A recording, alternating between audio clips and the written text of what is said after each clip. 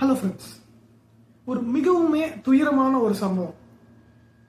நம்மளோட பகைவரோட வாழ்க்கையில கூட இந்த மாதிரி ஒரு சம்பவம் நடக்கக்கூடாது அப்படின்னு நம்ம கேள்விப்பட்டோம்னா அப்படிதான் நினைப்போம். அப்படி ஒரு சம்பவம் பாப்பா நியூ கினியா அப்படின்னு சொல்ற ஒரு கண்ட்ரி. இது பிலிப்பைன்ஸ், இந்தோனேஷியா அந்த மாதிரி ஒரு தனிமையான ஐலாண்ட் கொண்ட ஒரு கண்ட்ரி அப்படின்னு சொல்லலாம். எங்க இருக்கு அப்படின்னு பாத்தீங்கன்னா ஆஸ்திரேலியாவுக்கு பக்கத்துல. என்ன நடந்திருக்கு அப்படின்னு பார்க்கணும்னா, காலையில ஒரு 3 மணிக்கு எல்லாருமே தூங்கிட்டு இருக்க சமயத்துல மிகப்பெரிய நிலச்சரிவு. இந்த பாப்பா நியூ கினியா அப்படின்ற இந்த ஏரியால இவ்வளவு பெரிய நிலச்சரிவு இதுக்கு முன்னாடி நடந்ததில்லை. நடக்கும்ன்றதுக்கு எந்த ஒரு அறிகுறியுமே இல்லை. அப்படி திடீர்னு நடந்த ஒரு டிசாஸ்டர். இது மட்டும்தானா இங்க இவ்வளவு பெரிய ஒரு சம்பவம் அப்படின்னு நம்ம பார்க்கணும்னா அது கிடையாது. இதுக்கு அப்புறமேட்டு இப்ப வரைக்கும் ஒரு விஷயம் நடந்துட்டு இருக்காங்க. அதெல்லாம் கேள்விப்படும் போதுதான் இந்த மாதிரி ஒரு சம்பவம் நம்மளோட பகையாளிக்கு நடக்கக்கூடாது அப்படின்னு யோசிப்பீங்க அப்படின்னு நான் சொன்னேன். என்ன ஒரு சம்பவம், என்ன நடக்குதாங்க, அதை பத்தி தான் இந்த வீடியோல உங்க கூட டீட்டெயிலா சொல்ல போறேன். வீடியோவை ஃபுல்லா பாருங்க. இந்த மாதிரி சம்பவம் கூட நம்ம உலகத்துல நடக்குது அப்படின்னு சொல்லிட்டு உங்களுக்கும் தெரிய வரும். வாங்க வீடியோக்குள்ள போலாம். இது உங்க நரேன்சியூ, நான் உங்க நரேன். வெல்கம் டு நரேன்சியூ. யாராவது ஃபர்ஸ்ட் டைம் வீடியோ பாக்குறீங்க, ஃபர்ஸ்ட் டைம் சேனலுக்கு வரீங்க அப்படின்னா சப்ஸ்கிரைப் பண்ணிட்டு ஃபாலோ பண்ணிக்கோங்க. இந்த மாதிரி டெய்லி வீடியோஸ், டெய்லி நியூஸை நான் உங்களுக்காக பண்றேன். வாங்க வீடியோக்குள்ள போலாம்.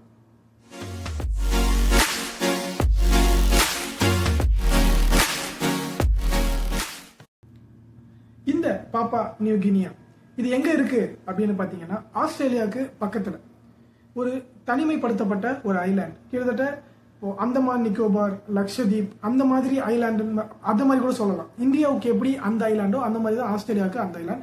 பட் இது ஒரு தனிமையான கண்ட்ரி. இந்த கண்ட்ரி எந்த காண்டினென்ட்டை சேர்ந்தது அப்படின்னு சொல்றாங்கன்னா ஓஷியனியா அப்படின்னு சொல்ற காண்டினென்ட்டை சேர்ந்தது அப்படின்னு சொல்றாங்க. இங்கதான் ஒரு வில்லேஜ் இருக்கு. என்ன வில்லேஜ் அப்படின்னு பாத்தீங்கன்னா எம்பாலி வில்லேஜ் அப்படின்னு சொல்றாங்க. இந்த எம்பாலி வில்லேஜில் தான் கிட்டத்தட்ட 70,000 பீப்புள் வாழ்ந்துட்டு வராங்க. இப்படி வாழ்ந்துட்டு வர மக்கள் அவங்களோட டெய்லி லைஃபை கம்ப்ளீட் பண்ணிட்டு மே 26 அன்னைக்கு நைட் எல்லாருமே அவங்களோட நார்மல் லைஃபை கம்ப்ளீட் பண்ணிட்டு தூங்க போறாங்க. ஆனால் அவங்களுக்கு எல்லாம் தெரியாது, அடுத்த நாள் நம்ம எல்லாம் திரும்ப முழிப்போமா அப்படின்னு சொல்லிட்டு கன்ஃபார்ம் இல்லை, நம்ம எல்லாம் மண்ணுக்கடியில் புதைய போறோம் அப்படின்றது அவங்களுக்கு தெரியாது.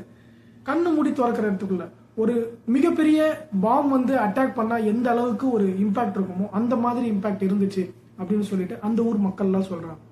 நான் சொன்ன மாதிரி ஒரு ட்ரைபல் வில்லேஜ். இது மலைக்கு அடியில் இருக்கு. அந்த மலையே அவங்களுக்கு ஒரு எதிர்வினையா அவங்களுக்கு அமைஞ்சிச்சு அப்படின்னு சொல்லலாம். பாதி மலை சரிஞ்சு மொத்த கிராமத்தையுமே மூடிடுச்சு. இதுல 50 வீடுங்க அந்த மணலுக்கு அடியில போயிடுச்சு. எந்த அளவுக்கு அந்த வீடுங்க மூடப்பட்டது, காப்பாற்ற முடியாம இருக்காங்க அப்படின்னா, இந்த சம்பவம் நடந்து அந்த டைம்ல 650 பேர்கிட்ட இறந்திருக்கலாம் அப்படின்னு சொல்லிட்டு சொன்னாங்க. பட் இப்போ 2000 பேருக்கு மேல உள்ள இறந்திருக்கலாம் அப்படின்னு சொல்லிட்டு கவர்மெண்ட் மென்ஷன் பண்ணியிருக்காங்க. இப்படி இவ்வளவு பேர் இறந்திருக்கலாம் அப்படின்னு சொல்லிட்டு மென்ஷன் பண்ணாலும் அந்த ரெஸ்கியூ டீம் உள்ள போறது, கவர்மெண்ட் ஆக்ஷன்ஸ் எப்படி இருக்கு அப்படின்னு நம்ம பார்க்கணும்னா அது ரொம்பவுமே இன்னமும் கவர்மெண்ட் இப்பதான் உள்ள போலான்னு சொல்லிட்டு முடிவு பண்ணியிருக்காங்க. 4 நாள் கழிச்சுதான். எதனால இந்த சம்பவம் நடக்குது? கவர்மெண்ட் ஏன் அந்த இடத்துல அவ்வளோ ஒரு மோசமான கவர்மெண்ட் அப்படின்னு பார்த்தீங்கன்னா அது கிடையாது. ஏன்னா அந்த சம்பவம் நடக்கிறதுக்கு 1 வாரத்துக்கு முன்னாடி தான் அந்த ஊருக்கு பக்கத்து ஊர்ல பார்த்தீங்கன்னா ஒரு மிகப்பெரிய ஒரு தீவிரவாத கும்பல் அப்படின்னு சொல்லலாம், இல்லைன்னா அந்த ஊர்ல இருக்க மக்களே ஒரு திருடங்க, வழிப்பறி கூட்டம் இப்படிதான் இருக்காங்க அப்படின்னு சொல்லலாம். இந்த கூட்டம் இப்படி இருக்கிறதுனால இந்த வாரத்துல மட்டும் கிட்டத்தட்ட 7-8 பேரை கொண்டிருக்காங்க. அந்த வழியில் அந்த இடத்துல கிராஸ் பண்ணி போயிட்டு கவர்மெண்டால ஆக்சஸ் பண்ண முடியாது.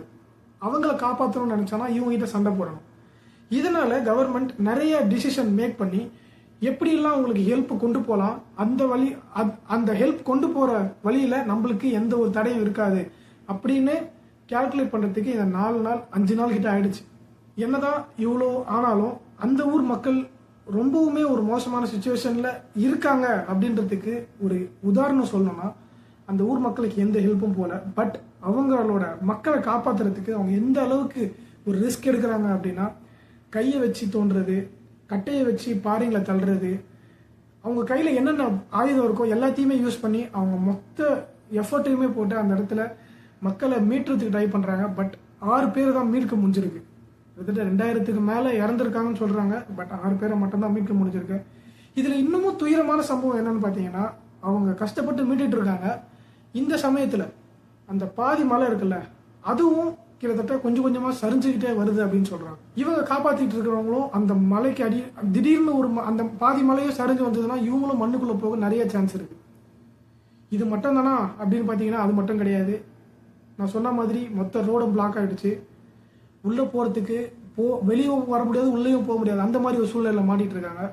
சாப்பாடு இல்லை, தண்ணி இல்லை, எதுவுமே இல்லாததுனால அந்த இடத்துல நோய்ங்க பரவ ஆரம்பிச்சிருச்சு. இந்த நோய்ங்க பரவ ஆரம்பிச்சதுனால அவங்க சொந்தக்காரங்க, ஃப்ரெண்ட்ஸ் இவங்க எல்லாத்தையும் காப்பாற்றுறதா இல்லை நம்மளை காப்பாற்றிக்கிறதா, இந்த ஒரு சூழ்நிலையில் இன்னமும் இக்கட்டான சூழ்நிலையில் மக்கள் தள்ளப்பட்டிருக்காங்க. என்னதான் இவ்வளவு டஃப்பான சூழ்நிலையை ஹேண்டில் பண்ணிட்டு இருந்தாலும் கடைசியாக உதவியை நீட்டியிருக்காங்க.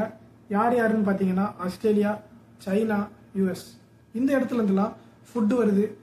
இப்போ என்ன பண்ணியிருக்காங்க அப்படின்னா சாப்பர், ஏரோப்ளைன்ஸ் இதெல்லாம் வச்சு அந்த ஊருக்கு இவங்களோட பெஸ்ட் மென்ஸ்ன்னு சொல்லலாம், ஃபயர் சேஃப்டி இந்த மாதிரி டிசாஸ்டர் நடந்தால் ஹெல்ப் பண்ணுறதுக்குன்னு சொல்லிட்டு ஒரு குரூப் இருப்பாங்க. அவங்கள அதில் சிறந்த ஆளுங்களை வந்து அங்கே அனுப்பி வச்சிருக்காங்க. அவங்க இப்போ ரெஸ்கியூவில் இறங்கியிருக்காங்க. நம்புவோம் எத்தனை பேர் ரெஸ்கியூ பண்ண முடியுதோ ரெஸ்கியூ பண்ணுவாங்க. அந்த ஊர் மக்கள் திரும்ப பழைய நிலைக்கு திரும்புவாங்க அப்படின்னு சொல்லிட்டு நம்புவோம். இந்த வீடியோல இருந்து நம்ம எடுத்துக்க வேண்டியது என்ன அப்படின்னா, எப்போ வேணா என்ன வேணா நடக்கலாம், யாருக்கு வேணா என்ன வேணா நடக்கலாம். நம்ம ரோட்ல போயிட்டு இருக்கோம், என்ன வேணா நடக்கலாம். நம்ம வீடு, நம்ம தான் ராஜா அப்படின்னு சொல்லிட்டு நம்ம இருக்க முடியாது. அதுக்கு இந்த ஒரு சம்பவம் மிகப்பெரிய எக்ஸாம்பிள்.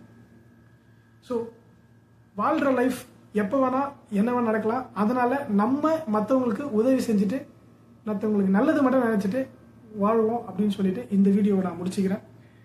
இந்த மாதிரி இன்னொரு நல்ல வீடியோவில் உங்களை நெக்ஸ்ட் வந்து சந்திக்கிறேன். உங்களுக்கு இந்த மாதிரி வேறு ஏதாவது டாபிக் நான் பேசணும் அப்படின்னு நினச்சிங்கன்னா கமெண்ட் பண்ணுங்கள். அந்த டாப்பிக்கை பற்றியும் நான் பேசுகிறேன். ஸோ இன்னும் நல்ல வீடியோவில் உங்களை நெக்ஸ்ட் வந்து சந்திக்கிறேன். அது வரைக்கும் குட் பை ஃப்ரம் நரேன்.